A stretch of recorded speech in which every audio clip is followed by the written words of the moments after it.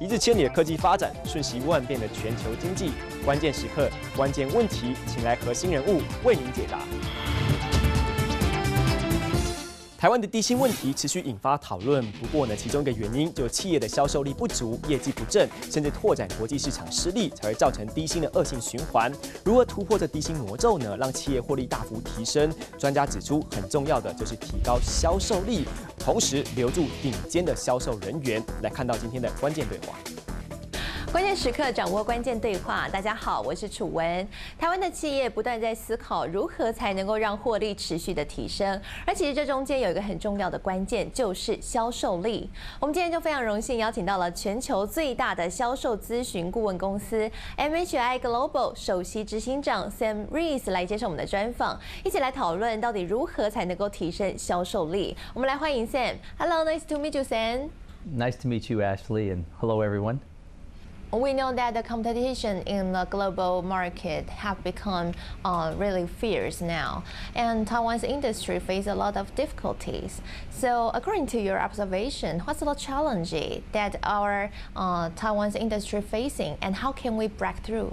There's a lot of challenges, and I think as Taiwan tries to reduce their dependence on low-cost manufacturing, they've also got to be able to bring a different perspective to customers. Because to really bring value to clients, they expect different levels of discussions, really value creation discussions. The old days of just taking orders, telling customers that here's what you need and we'll take an order, those are done.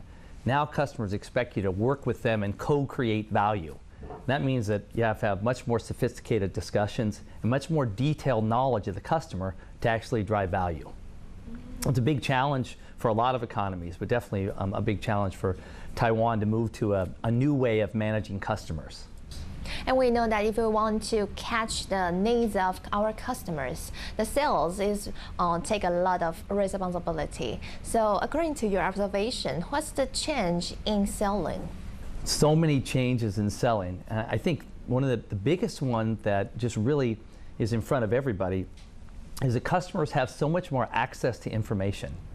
They know more about you often than many of your employees know about their own company. So because of that, customers are already well informed about what you do, your products, your pricing.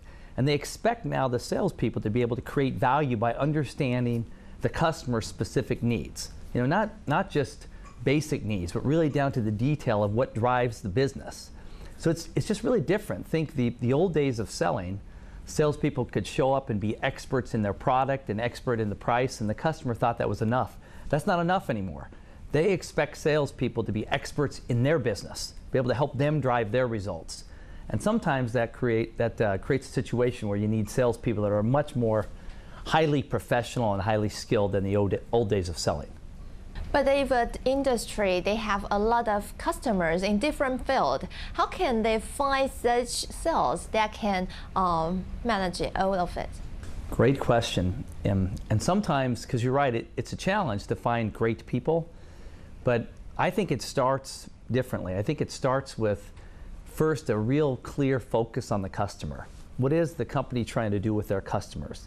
It starts with that, and then the company building a strategy around how they want to access their clients, the ways they really want to deal with their customers. It starts with that, and then you find people that go ahead and do this type of customer management plan that you've put in place. It doesn't start with people. It doesn't start with just great people. It starts with the company having a real strategy around how they want to satisfy customers, and then bringing in people that can comply to what they're trying to do around that strategy. It's very different. So during this change of times, how can a leader do differently to fit this new trend?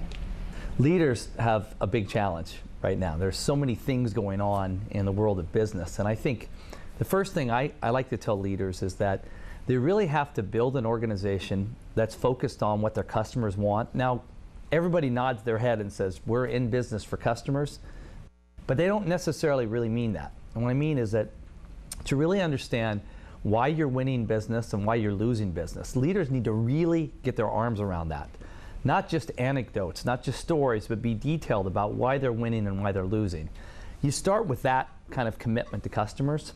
And I think when leaders can do that, then they realize everything they do in their organization, whether it's changing compensation plans, whether it's changing organizational structure, hiring different people, they always have to be focused on how that impacts their customers.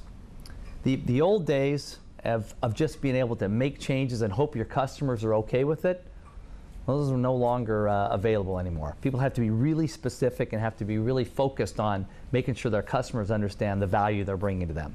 But we know that the change in technology industry is really fast. So how can we do if the customer suddenly cut the orders? How can industries to react? Yeah, and that happens, right? I mean, it's kind of this circle. If the customer's not successful, then you will not be successful. And that's what I think is so interesting about today, is that in today's selling world, is that you have to help your clients be successful. So if the customer is not getting orders, then you deserve to be penalized. That means you haven't helped them. But no matter what you're selling to a client, no matter what you're selling, if their business isn't successful, you will not be successful. And so what you find is you find companies realizing that they have to bring more value to these clients. Even if they're selling some small widget that doesn't seem strategic, they have to bring ideas to the client to help them move their product. Otherwise, they themselves are going to be hurt. And I think that's a really good example of why you need salespeople and people who really understand customers. They're really elevated in their skills. It's no longer just pushing product and hoping it works for you. I have to be able to be clear about helping you get real results. It's a big change. And we know that Taiwan's industry also face a problem, that is their competitors from Japan and from China, from Korea, they poach our talents. So how can Taiwan's industry to avoid the outflow of talents? It's a big challenge, in not just Taiwan, Japan. It's everywhere throughout the world with people trying to poach talent. And for me, I'm just a big believer that it comes back to the company's strategy around getting close to customers. And not that talent isn't important, it's extremely important. But what has to happen is you have to feel comfortable that your strategy is going to always attract other people to help you execute on that. If somebody leaves, we can't have that be a situation where there's a big hole in the business. It used to be that way. A great person would leave and now suddenly the company would be reeling. If there's a strategic way you think about getting close to customers, nobody is irreplaceable. Now, I say that, but at the same time, we have to make these environments great for top talent. And I'll talk specifically to salespeople. Salespeople, what they're looking for, the top people, is they're looking for opportunities to provide a lot of value. They're looking to be problem solvers. They want to be noticed. They don't want to be some insignificant order taker like the old days of selling. And if you can create that kind of environment while rewarding them, it's not really, even though salespeople are known to want compensation being really important, it's never first. They want to be respected. They want to make sure that they're able to provide value. And of course they want to be paid. But if you create that environment, people will stay. And we know that you travel around the world and interview a lot of companies in the world. So according to your experience, what kind of crisis in the company or what kind of efforts a company do that make you a most impression? And I think one of the things that I see that is so impressive is the top companies really make it a concerted effort to go after what I'll call must-win accounts. Companies that have an ideal fit for what they do, companies that will absolutely benefit. And they don't just hope those accounts do business with them. They put all of their resources on it. Top executive, CEO of the company, and they make sure that these ideal fit clients know that they'll do anything to make sure they're a great partner. So I see really good focus there. I think what I also see with some of the best companies is I see a lot of measurement now, much more than even 5 years ago. A lot of measurement to really understand what's working and what's not working.